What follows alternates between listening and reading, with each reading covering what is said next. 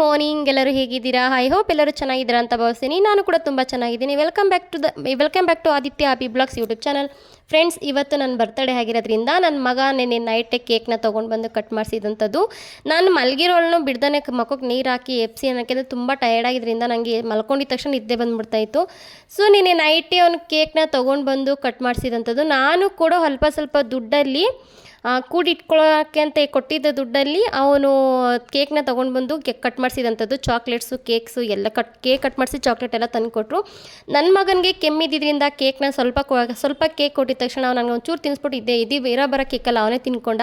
ಅದಕ್ಕೆ ನಾನು ಅವನಿಗೆ ಹೊಡಿತಾ ಇದ್ದೆ, ಅಂದರೆ ಕಾಮಿಡಿ ಮಾಡ್ತಾಯಿದ್ದೆ ಅವನ ಜೊತೆಯಲ್ಲಿ. ಇವನು ನನಗೆ ಸರ್ಪ್ರೈಸಾಗಿ, ಅದರಲ್ಲೂ ನನಗೆ ಈ ಥರ ಚಾಕ್ಲೇಟ್ಸ್ ಅಂತಂದರೆ ಸಿಕ್ಕಾಪಟ್ಟೆ ಇಷ್ಟ. ಮಲಗಿದವಳು ಹೆಂಗೆ ಎದ್ದಿದ್ದೋ ನೋಡಿ, ಒಳ್ಳೆ ಹುಚ್ಚಿ ಇದ್ದಂಗಿದ್ದೀನಿ.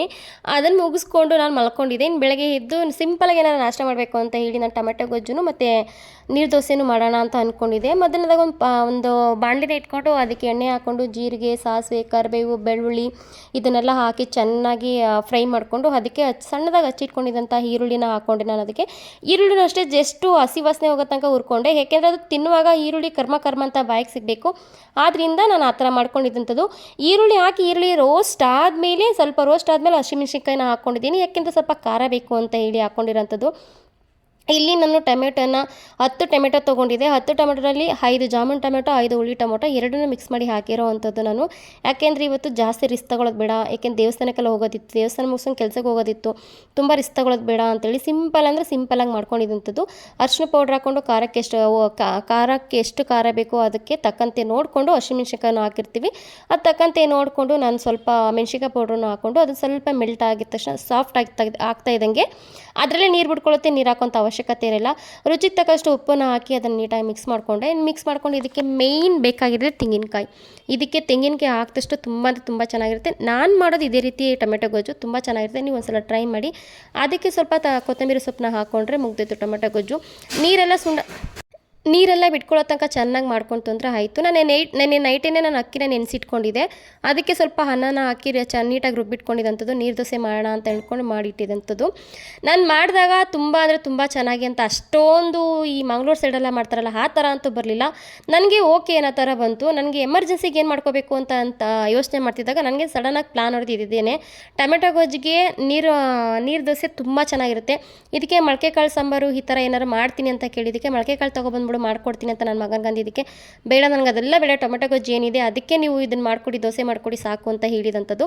ಯಾಕೆಂದರೆ ಅವನು ಟೊಮೆಟೊ ಗೊಜ್ಜನ್ನ ತುಂಬ ಇಷ್ಟಪಟ್ಟು ತಿಂತಾನೆ. ನಮ್ಮ ಮನೇಲಿ ನನ್ನ ಮಕ್ಕಳು ಎಲ್ಲರೂ ಅಷ್ಟೇ ತುಂಬ ಇಷ್ಟಪಟ್ಟು ಏನೇ ಮಾಡಿಕೊಟ್ರು ಖುಷಿಯಿಂದ ತಿಂತಾರೆ.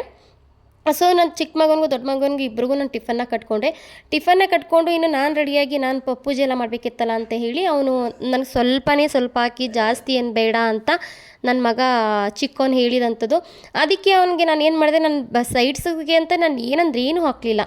2 ದೋಸೆ ಹಾಕಿ ಗೊಜ್ಜು ಹಾಕಿ ಟಿಫನ್ ಕಟ್ಟಿ ಕಳಿಸಿದಂಥದ್ದು. ಇನ್ನು ನಾನು ದೇವಸ್ಥಾನಕ್ಕೆ ಹೋಗಬೇಕು ಅಂತ ಹೇಳಿ ನಾನು ಸಾರಿ ಹಾಕ್ಕೊಳ್ಳೋಣ ಅಂತೇಳಿ ಸಾರಿ ಹಾಕ್ಕೊಂಡು ರೆಡಿಯಾಗಿ ಪೂಜೆಗೆಲ್ಲ ರೆಡಿ ಮಾಡಿಕೊಂಡು ಮನೆಯಲ್ಲಿ ಸ್ವಲ್ಪ ಹೂವು ಇತ್ತು. ಲಾಸ್ಟ್ ಟೈಮ್ ಗುರುವಾರ ತಂದುಕೊಟ್ಟಿದ್ದು ಹೂವದಲ್ಲಿ ಸ್ವಲ್ಪ ಮಿಗಿಸ್ಕೊಂಡು ಎತ್ತಿಕೊಂಡಿದ್ದೆ ನಾನು. ಅದರಲ್ಲೇ ಅದೇ ಹೂವನ್ನ ಸ್ವಲ್ಪ ಹೂವು ಹಾಕಿ ಪೂಜೆ ಮಾಡಿ ಸಿಂಪಲಾಗಿ ಪೂಜೆ ಮಾಡಿದೆ. ನನಗೆ ಖುಷಿ ಆಯಿತು. ಏಕೆಂದರೆ ಇವತ್ತು ನಾನು ಯಾವುದೇ ರೀತಿ ಸ್ವೀಟ್ ಏನು ಮಾಡೋಕ್ಕೆ ಹೋಗಲಿಲ್ಲ. ನೆನ್ನೆನೇ ಕೇಕ್ ಕಟ್ ಮಾಡಿಸಿದ್ರಿಂದ ಏನು ಮಾಡೋದು ಬೇಡ. ಯಾಕೆಂದರೆ ಅವ್ನು ಜಾಸ್ತಿ ತಿಂದ್ಬಿಡ್ತಾನೆ ನನ್ನ ಚಿಕ್ಕವನು, ಮತ್ತು ಹುಷಾರು ತಪ್ಪಿಬಿಡ್ತಾನೆ. ಯಾಕೆಂದರೆ ಎಲ್ಲರೂ ಹೊರಗಡೆ ಹೋಗಿ ಕರ್ಕೊಂಡು ಬಂದ ತಕ್ಷಣ ಅವ್ನಿಗೇನು ಪ್ರಾಬ್ಲಮ್ ಆಗುತ್ತೆ ಅಂತಂದರೆ ಹುಷಾರು ತಪ್ಪಿಬಿಡ್ತಾನೆ. ಹೆಂಗೆ ಅಂತಂದರೆ ಅದೇನೋ ಗೊತ್ತಿಲ್ಲ, ಹುಷಾರು ತಪ್ಪಿಬಿಡ್ತಾನೆ. ಅದೊಂದಕ್ಕೆ ನಾನು ಏನು ಮಾಡ್ತೀನಿ, ಏನೇ ಮಾಡೋದಿರೋ ಸ್ವಲ್ಪ ಸ್ಕಿಪ್ ಮಾಡಿ ಮಾಡ್ತಾ ಇರ್ತೀನಿ ನಾನು, ಅವ್ನ ಕೈ ಸಿಗ್ದಿರೋ ಥರ. ಇನ್ನು ನಾನು ರೆಡಿಯಾಗಿ ನಾನು ದೇವಸ್ಥಾನಕ್ಕೆ ಹೋಗೋಣ ಅಂತ ನಾನು ರೆಡಿಯಾದೆ. ಫಸ್ಟು ನಮ್ಮ ಏರಿಯಾದಲ್ಲಿ ಇರೋವಂಥ ಶಿವನ ದೇವಸ್ಥಾನಕ್ಕೆ ಹೋಗಿದ್ದಂಥದ್ದು. ಶಿವನ ದೇವಸ್ಥಾನಕ್ಕೆ ಹೋಗಿ ಅರ್ಚನೆ ಮಾಡಿಸಿ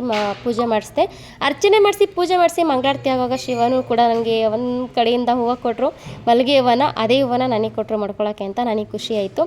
ಎಲ್ಲ ಒಂದು ಕಡೆ ಈ ಥರ ನಾವೆಲ್ಲ ಹೋದಾಗ ನಮಗೆ ಖುಷಿ ಆಗುತ್ತೆ. ಯಾಕೆ ಅಂತಂದರೆ ನಾನು ಶಿವನ ದೇವಸ್ಥಾನಕ್ಕೆ ಹೋಗಿ ತುಂಬಾ ಕಡಿಮೆ ಹೋಗಿದ್ದಕ್ಕೂ ಶಿವ ನಾವು ಇದ್ದೀವಿ ಅಂತ ಆಶೀರ್ವಾದ ಮಾಡೋದು ನನಗೆ ಖುಷಿ ಆಯಿತು. ಇನ್ನು ಇವ್ರ ಬಗ್ಗೆ ಹೇಳಬೇಕು ಅಂದರೆ ಪರಿಚಯ ಮಾಡಿಸ್ಲೇಬೇಕು ನಿಮಗೆ ಇವ್ರನ್ನ.